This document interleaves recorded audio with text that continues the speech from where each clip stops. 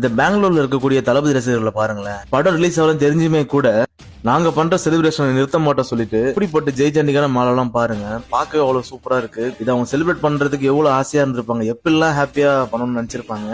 கடைசியில அவங்களுக்கு ஒரு ஏமாற்றமா போயிடுச்சு. இருந்தாலுமே கூட அதை ஸ்டாப் பண்ணாம படம் ரிலீஸ் ஆகலனாலுமே கூட எங்க அண்ணனுக்கு நாங்க செய்ய வேண்டிய மரியாதை, படம் ரிலீஸ் ஆகலனா கூட செய்ய வேண்டாம், படத்தை பார்த்துதான் செலிப்ரேட் பண்ணணும் கிடையாது. கொண்டாடுறாங்க, மேலெல்லாம் வச்சு டான்ஸ் ஆடி எப்படி ஒரு மாதிரி செலிப்ரேட் பண்றாங்க தெரியுமா? அங்க கூட இந்த டிவிக்கு உச்சரிக்கிற வார்த்தை,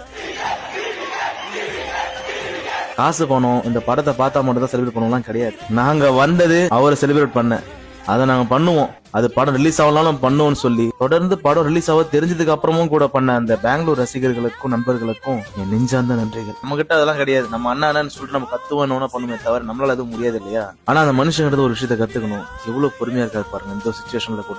அவர் நினைச்சா இதையும் பாலிடிக்ஸா மாத்த முடியும். ஆனா தன்னை நம்பி பணம் போட்டவங்களுக்காக எல்லாத்திலுமே பொறுமையா சாதிக்கணும்ன்றதை நம்ம எடுத்துக்காட்ட எடுத்துக்கணும். நம்ம தலைவர் தான் எடுத்துக்கணும். கத்துக்கிறதுக்கு நிறைய இருக்குதுங்க அவர்கிட்ட.